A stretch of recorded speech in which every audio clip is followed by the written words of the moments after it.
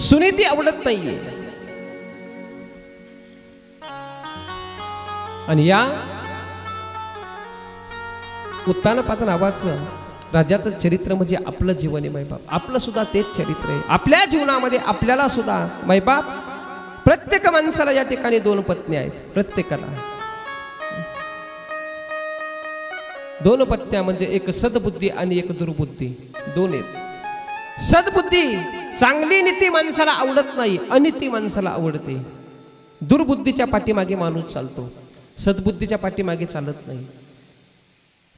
अनिती नीतीने माणूस या ठिकाणी जीवन जगत नाही, नको वाटतं नीतीने जीवन जगायला, आणि तिच्या पाठीमागे चालतो. आणि तेच राजाच्या जीवनात झालं. राजाला या ठिकाणी सुरुचीवर प्रेम होतं आणि दोघीला एक एक पुत्र होता.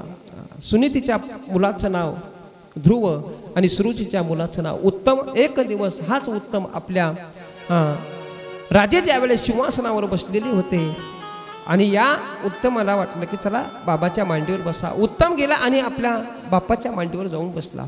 ज्यावेळेस उत्तम बाबाच्या मांडीवर बसलेला पाहिला त्यावेळेस ध्रुवाला वाटलं चला आपणही जावं आणि आपणही बाबाच्या मांडीवर बसावं. ध्रुव सुद्धा गेला आणि सिंहासनावर त्या ठिकाणी जातो आणि आपल्या बापाच्या मांडीवर बसतो. ज्यावेळेस मांडीवर बसला त्यावेळेस हे दृश्य सुरुचीने पाहिलं आणि ज्यावेळेस सुरुचीने पाहिलं त्यावेळेस सुरुचीच्या मनामध्ये वाईट विचार आले.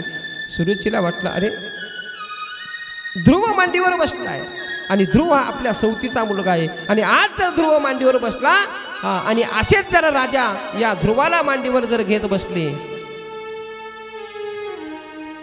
तर उद्या ध्रुवावर सुद्धा राजा प्रेम करेल आणि अर्ध्या राज्य या ध्रुवाला द्यावं लागेल.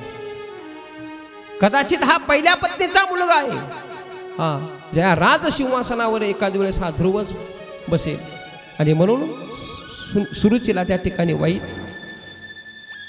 सुरुची त्या ठिकाणी जाते आणि ध्रुवाला च्या हाताला धरते आणि फरफर खाली ओढते आणि खाली ढकलून देते आणि ध्रुवाला म्हणते ध्रुवा तुझा अधिकार नाहीये बाबाच्या मांडीवर बसण्याचा, तुला तो अधिकार नाही. आजपासून कधी बाबाच्या मांडीवर बसायचं नाही आणि तुला जर बाबाच्या मांडीवर बसायचं असेल तर तुला एक करावं लागेल.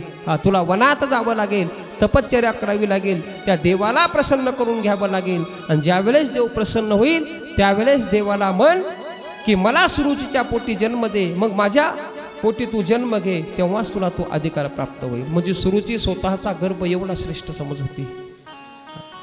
आणि मग ध्रुवाला वाईट वाटलं. ध्रुव रडत रडत आपल्या आईकडे जातो पण आईला रडण्याचं कारण सांगत नाही. आई म्हणते काय झालं बाळा, काय झालं, का रडतोस, कशा करता रडतो. पण ध्रुव त्या ठिकाणी काय झालं हे सांगत नाही. पहा काही मुलांना संस्कारच चांगले असतात. काही गोष्टी मुलं घरी सांगत नाही आणि काही गोष्ट थोड्या काही पोर असे असतात की गाई जरी झालं की घरी जाऊन सांगतात आणि घरच्याचे भांडं लावून देतात आणि असे काही मुलं असतात. पण ध्रुवाला संस्कार चांगले होते. 5 वर्षाचा ध्रुव, पण झालेली घटना आईला सांगत नाही. पण त्याच ठिकाणी माईबाप घडलेला प्रसंग एक दासी पाहते आणि दासी ज्यावेळेस या ध्रुवाचं आणि सुनीतीचं बोलणं ऐकते त्यावेळेस दासी जाते आणि सुनीतीला सांगते राणीसाहेब ध्रुव का रडतो याचं कारण मला माहिती आहे. का रडतो ग, काय झालं. तिने सांगितलं काहीच नाही. ध्रुव हा ज्यावेळेस महाराज सिंहासनावर बसले होते त्यावेळेस ध्रुव त्यांच्या मांडीवर जाऊन बसला. त्यावेळेस सुरुचीने याला फरफर खाली ओढून काढलं, त्याचा अपमान केला म्हणून ध्रुव या ठिकाणी रडतोय. आणि मग सुनीती त्याला समजावून सांगते बाळा अरे कशाला त्या गादीची अपेक्षा करतो, तुला माहित नाहीये मी तुझ्या बाबाची नावडती पत्नी. तुझ्या बाबाची आवडती पत्नी कोणती आहे तर सुरुची. ती त्यांना आवडते, मी त्यांना आवडत नाही आणि म्हणून तू त्या गादीची अपेक्षा करू नको. कशाला त्या गादीची अपेक्षा करतो. आणि गादीच हे राजवैभव, गाद ही सत्ता जर मिळत असेल तर प्रारब्धाने माणसाला मिळत असते. काही गोष्टी जीवनामध्ये प्रारब्धाने भेटत असतात. प्रारब्धाने काही गोष्टी सहज प्राप्त होतात, काही गोष्टी प्रयत्नाने मिळतात आणि काही गोष्टी भाग्याने प्रारब्धाने मिळत असतात. हा, काही गोष्टी सहज भेटत्या. सहज भेटणाऱ्या गोष्टीमध्ये मायबाप मी तुम्हाला सांगून गेलो. हा, सहज जी गोष्ट प्राप्त होते हा त्याच्यामध्ये काही काही हा मरण एक सहज आहे. मूर्ख माणसाची संगती सहज होती. मूर्ख माणूस सहज भेटतो. ज्याचं तोंड कधी पाहायचं नाही असा आपण विचार केला तेच नेमका पुढे येतो माणसाच्या. का नाही असं वाटतं की या माणसाचं आपण तोंड पाहू नये, पण तोच माणूस नेमका सकाळी समोर दिसतो. सहज भेटी होता. मरण हे सहज आहे. मरणासाठी अट्टहास करण्याची गरज नाही. काही न लगे द्यावा जीव सहजची जाणार, न लगे द्यावा जीव सहजची जाणार, न लगे द्यावा जीव सहजची जाणार, न लगे द्यावा जीव सहजची जाणार, न लगे द्यावा जीव सहजची जाणार,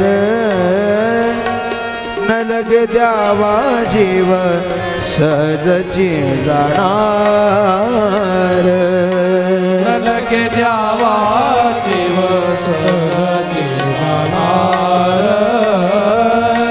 न लगे द्यावा जीव सहजची जाणार. आहे तो विचार जाणा काही, आहे तो विचार जाणा काही, मरण जो मागे गाढवाचा बाळ, मरण जो मागे गाढवाचा बाळ, मरण जो मागे गाढवाचा बाळ,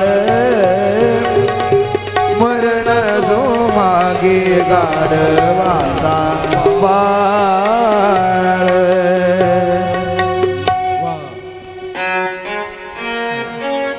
गोड तुकोबरायाने प्रमाण केले. न लगे द्यावा जीव सहजची जाणार, न लगे द्यावा जीव सहजची जाणार.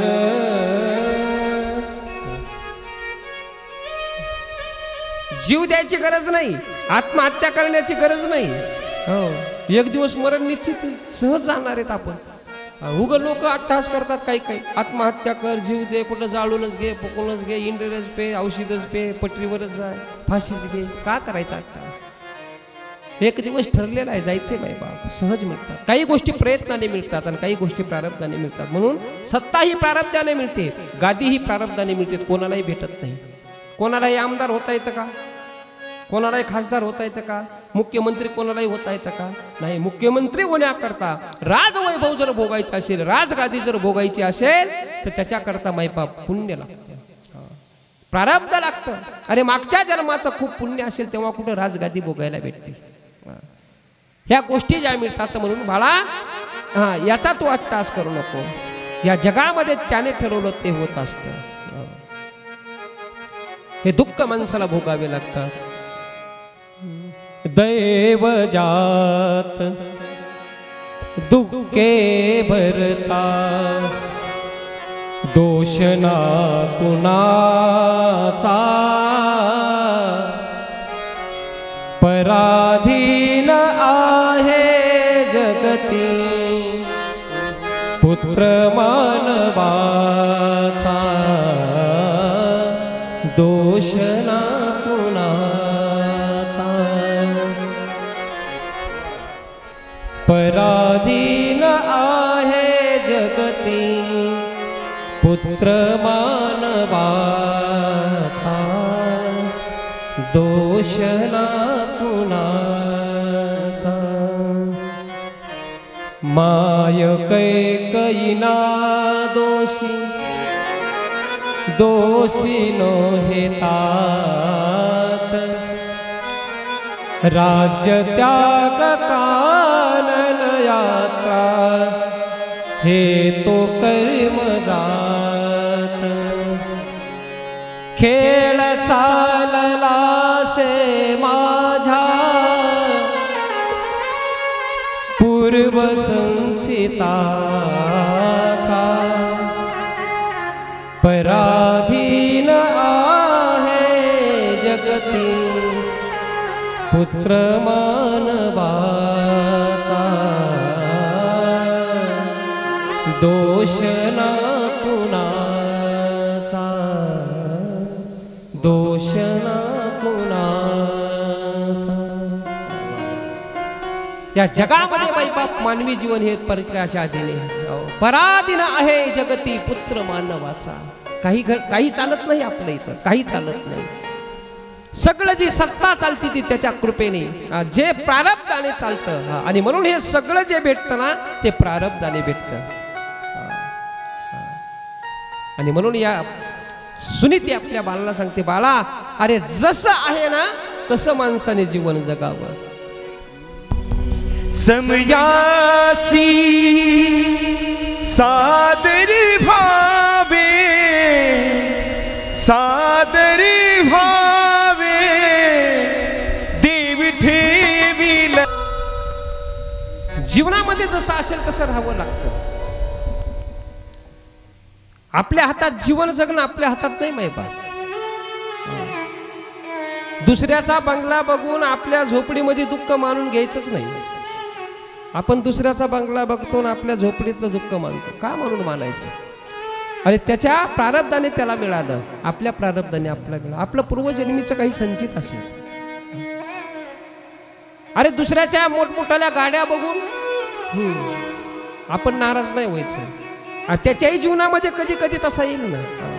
तो आज एखाद वेळेस मोठ्या गाडीमध्ये बसेल, पण उद्या त्याचं प्रारब्ध जर संपलं, पुण्य जर संपलं तर त्याला सुद्धा रस्त्यावर पायी चालावं लागेल। हे जीवन आहे माहिती। समयासी सादर भावे सादर भावे देव देवील तैसे रहावे। कोण दिवसी बैसोनी आचमना कोण दिवसी घरात नाही धान्य कोण दिवसी द्रव्याची साठवण कोटे साठवावे कोटे साठवावे देव देवील तैसे रहावे। कोणता दिवस जीवनामध्ये कसा येईल सांगता येत नाही। रोजच गोड पदार्थ खायला मिळत नसतात। कधी कधी चटणी भाकरही खायला मिळते, कधी कधी चांगलं खायला मिळतं। कोण एखादं वर्ष असं येते, आता पाऊस नाही झाला, कधी कधी शेती पिकत नाही, शेती पिकत नाही, शेतीत माल होत नाही। आणि कधी कधी एवढा माल होतो की घरामध्ये ठेवायला जागा राहत नाही। असे कधी जीवनामध्ये प्रसंग येतात। आणि म्हणून हे सगळं प्रारब्धाच्या अधीने अन्नमान धन हे तो प्रारब्धा अधीन। हे सगळं प्रारब्धाच्या अधीने, अन्न हे प्रारब्धाच्या अधीने, मान हा प्रारब्धाच्या अधीने, आणि धन हे प्रारब्धाच्या अधीने। तुम्हाला मान प्रतिष्ठा कोणी म्हणेल मान मला मान द्या म्हणल्याने मान मिळत नसतो।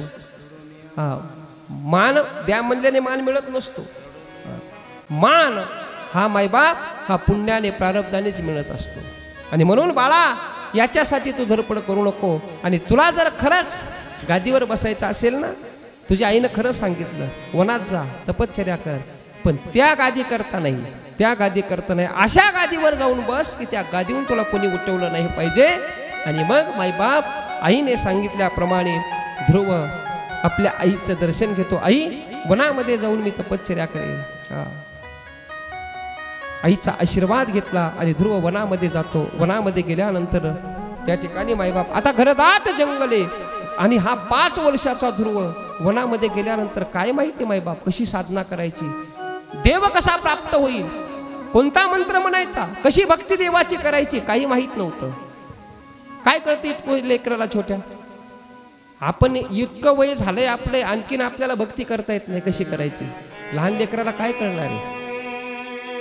आणि पण ज्यावेळेस हा ध्रुव जंगलामध्ये पाहिला त्याच वेळेस माईबाप नारदाची स्वारी जात होती. नारदाने पाहिला, अरे या एवढ्या मोठ्या घनदाट जंगलामध्ये हे छोटंसं बालक काय करत असेल, कोण असेल हा? आणि मग नारद त्याच्यापाशी येतात आणि बघतात, विचारतात, कोण आहेस बाळा तू, काय करतो एवढ्या घनदाट जंगलामध्ये? अरे हे जंगल किती भयानक आहे, किती हिंस्र पशु या जंगलामध्ये, एवढ्या भयंकर अशा जंगलामध्ये तू एकटाच आहेस, कशा करता आला? त्याने सांगितलं, मी या जंगलामध्ये जे आलोय तपश्चर्या करण्याकरता. तपश्चर्या? आणि या वयामध्ये तपश्चर्या? हो, मी तपश्चर्या करण्याकरता आलोय. मला तो देव प्राप्त करून घ्यायचा. हा, मी त्याची तपश्चर्या करण्याकरता या ठिकाणी आलोय. अरे देव प्राप्त होईल तुला? नक्कीच होईल. अरे एवढे लोक या ठिकाणी समाधी योग साधना करून या ठिकाणी आणखीन त्यांचे हजारो वर्षाची तपश्चर्या या ठिकाणी चालू आहे, तरी आणखीन त्यांच्या मनामध्ये शंका आहे की आम्हाला देव भेटेल का नाही. आणि तुला देव भेटेल? ध्रुवाला ज्यावेळेस नारद बोलतात, ध्रुव बाळ म्हणतात, मला भेटेल का नाही हे मला माहित नाही, पण तो भेटल्याशिवाय मी वापस जाणार नाही. मग नारद म्हणतात, तुला देव प्राप्तीचे साधनं माहित आहे, कशी देव भेटेल कसा नाही, कशी भक्ती करायची ते मला काही माहित नाही. महाराज तुम्हीच आता माझ्यासाठी माझे गुरु आहात आणि म्हणून तुम्हीच मला सांगा साधना कशी करायची. मग नारद सर्व साधना कशी करायची याचं ध्रुव बाळाला त्या ठिकाणी ज्ञान देतात आणि सांगतात, बाळा तुला आता मी एक मंत्र देतो, त्या मंत्राचा तो या ठिकाणी जप कर. नारदजी ध्रुवाला उपदेश करतात आणि सुंदर प्रकारे त्या ठिकाणी मंत्र देतात. आणि मंत्र दिल्यानंतर नारदजी निघून जातात आणि ध्रुव बाळ माईबाप मधुवनामध्ये जातो. मधुवनामध्ये गेल्यानंतर त्या ठिकाणी तपश्चर्या करता ध्रुव बसतो. कठोर साधना त्या ठिकाणी ध्रुव करतो माईबाप. पहिल्या महिन्यामध्ये 3 दिवसाला एकदा फळाहार घ्यायचा, साधना करायची. दुसऱ्या महिन्यामध्ये 6 दिवसाला नुसते झाडाचे पानं खायचे, साधना करायची. अशी वेगवेगळ्या महिन्यामध्ये वेगवेगळी साधना करत ध्रुव बाळाने माईबाप साधना केली. कठोर अशी साधना ज्यावेळेस ध्रुव बाळाने केली, 6 महिने पूर्ण ही साधना केली. मंत्राचा जप करत करत करत करत त्या ठिकाणी ही साधना करत असताना एवढं भूमीला भार झाला, या तपश्चर्याचा एवढा भार झाला की ही पृथ्वी त्या ठिकाणी डगमगू लागली. आणि मग ध्रुव बाळाने माईबाप श्वासच रोखून धरला. आणि हा श्वास रोखल्यानंतर सर्व देवता, सर्व जग या ठिकाणी, सर्व विश्व त्या ठिकाणी हैराण झालं. श्वास कोणीतरी या ठिकाणी अवरुद्ध केलेला आहे. आणि मग सर्व देवता देवाकडे गेल्या, भगवंता अरे काय झालं, हे सर्व श्वास कोणीतरी रोखून धरलेला आहे. त्यावेळेस भगवान विष्णू म्हणतात, काही नाही, उत्तानपाद नावाचा राजा, त्याचा जो असणारा मुलगा ध्रुव माझा भक्त त्या ठिकाणी तपश्चर्या करण्याकरता बसलेला आहे. आणि मग सर्व देवता म्हणला, जा लवकर ध्रुवाला दर्शन द्या. देव म्हणले, आता मी ध्रुवाला दर्शन द्यायला नाही, ध्रुवाचं दर्शन घेण्याकरता जाणार आहे. ही साधना आहे माईबाप. आणि मग भगवान विष्णू येतात, ध्रुव बाळापाशी येतात. तिथे आल्यानंतर माईबाप तपश्चर्या सुरू आहे. आणि मग ध्रुवाचा तपश्चर्येतून जाग करण्याकरता भगवान त्याला आपल्या हातातला शंख त्याच्या गालाला लावतात. गालाला शंख लावल्याबरोबर ध्रुव तपश्चर्येमधून माईबाप अरे तो धारणा त्या ठिकाणी संपते. आणि मग भगवान त्या ठिकाणी साक्षात समोर उभे आहे. आणि समोर असणाऱ्या भगवंताची त्या ठिकाणी ध्रुव माईबाप त्या ठिकाणी स्तुती करतो. एवंत प्रवेश्य मम वाम विमां प्रसुप्तां संजीवयत्य किल शक्तिधर स्वधामना अन्यांशास्तचरण श्रवणत्वगादीन् प्राणान् नमो भगवते पुरुषाय तुभ्यं. भगवंताची स्तुती केली, नमस्कार केला भगवंताला. आणि मग देवाने सांगितलं, ध्रुवा काय पाहिजे तुला मागून घे.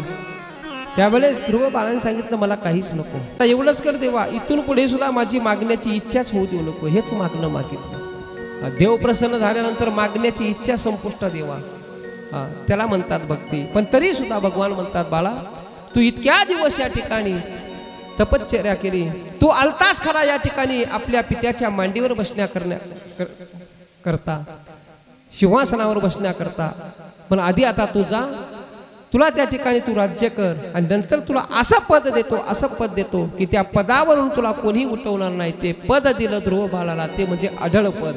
अढळ पदी बाळ बैसाविला ध्रुव. अढळ पद दिलं. आज उत्तरेला जो ध्रुव तारा दिसतो त्याला अढळ पद, ते ध्रुव तारा आहे. ते पद ध्रुवाला दिलं आणि मग ध्रुव घरी आला. घरी आल्यानंतर मैबाप राज्य केलं. 36,000 वर्ष ध्रुवाने राज्य केलं. याच ध्रुवाच्या वंशामध्ये पुढे अंग नावाचा राजा झाला. अंगाच्या पोटी वेन हा नास्तिक निघाला. नास्तिक निघाल्यानंतर सर्व ऋषी मुनींनी त्याला समजावून सांगण्याचा प्रयत्न केला, पण तो समजवण्याच्या बाहेर गेला होता. तो ऋषी मुनींना शिव्या देऊ लागला आणि मग सर्व ऋषींनी मिळून मोठ्याने हुंकार दिला. हुंकार दिल्याबरोबर त्या ठिकाणी वेनाचा 10 दिवशी त्या ठिकाणी मृत्यू झाला. मृत्यू झाल्याबरोबर मैबाप वेन आता राज्य कोणी सांभाळायचं आणि म्हणून याच वेनाच्या मांडीचं घुसळण केलं. मांडीचं घुसळण केल्यानंतर त्याच्यातून एक बालक बाहेर आला, पण तो या ठिकाणी राज्य करण्याच्या लायकीचा नव्हता आणि म्हणून त्याचं नाव निषाद. पुढे परत हाताचं मंथन केलं. उजव्या बाहूचं मंथन केल्यानंतर मायबाप सुंदर अशी एक स्त्री आणि पुरुषाची जोडी बाहेर आली. ते म्हणजे पृथू महाराज. त्या ठिकाणी पृथू भगवंताचा जन्म झाला. बोले पृथू भगवान की जय. आणि याच पृथूने सुंदर या ठिकाणी मायबाप या पृथ्वीची रचना केली. सर्वांना धनधान्य मिळेल अशी ही, कारण पृथ्वीची रचना सर्व बिघडलेली होती. जमीन ही खाण्या उपयोगी राहिली नव्हती, पेरण्या उपयोगी राहिली नव्हती. जमिनीमधून पाणी मिळत नव्हतं, अन्नधान्य मिळत नव्हतं. पण याची व्यवस्थित रचना पृथू महाराजांनी केली आणि मग ह्या जमिनीमधून अन्नधान्याचा या ठिकाणी साठा निर्माण होऊ लागलं आणि सर्व जनतेला या ठिकाणी सुंदर असा उपदेश पृथू महाराजांनी करण्याकरता सर्वजण समाज सर्व प्रजेला बोलावून घेतलं आणि त्यानंतर मग ते साधू आले. साधूने सुंदर प्रकारे सर्वांना उपदेश केला. असं ध्रुवाचं चरित्र सुखदेवजी महाराज राजा परीक्षितीला सांगतात. राजा 5 वर्षाचा ध्रुव 5 वर्षाच्या वयामध्ये ज्याने देव प्राप्त करून घेतला याला भक्ती म्हणतात. मायबा प्रत्येक चरित्र मी सुरुवातीला सांगितलं, भागवत कथा ही घटनात्मक आहे, उपदेशात्मक आहे, गीतात्मक आहे आणि स्तुत्यात्मक आहे. भगवंताची स्तुती ध्रुवाने केली, भक्ती केली, भजन केलं, देव प्राप्त झाला. आणि म्हणून प्रत्येक गोष्टीतून आपण कथेतून आपण त्याच्यातला भाव ओळखला पाहिजे. 5 वर्षाचा ध्रुव जर या ठिकाणी देव प्राप्त करून घेऊ शकतो तर आपल्याला देव का प्राप्त होणार नाही? पण आपली तशी भक्ती नसते. भक्ती आपण त्या पद्धतीची करत नाही. ध्रुवाने उपाशी पोटी राहून त्या ठिकाणी साधना केली. 6 महिने उपाशी पोटी. ही कठोर साधना त्या ठिकाणी भक्त करत असतात. त्या ठिकाणी देव प्राप्त होत असतो. आपल्या साधनेमध्ये मैबाप तेवढी निष्ठा नाही, श्रद्धा नाही, भाव नाही आणि म्हणून आपल्याला देव भेटत नाही आणि प्राप्ती होऊ शकत नाही. आणि म्हणून राजा भक्ती करावी तर ध्रुवासारखी, साधना करावी तर ध्रुवासारखी असा सुंदर उपदेश सुखदेवजी महाराज या ठिकाणी राजाला करतात. याच म्हणून महाराज आणि शत्रुपा राणीला पुढे प्रियव्रत नावाचा एक मुलगा होता. उत्तानपाद आणि प्रियव्रत, या प्रियव्रताचं चरित्र पुढे सुखदेवजी महाराज राजा परीक्षितीला सांगतात. थोडा सत्संग घ्या, सर्वांनी पाठीमागं भजन म्हणा. घ्या सर्वांनाही नसतं. विठ्ठल माझा माझा माझा माझा विठ्ठल माझा मी विठ्ठलाचा.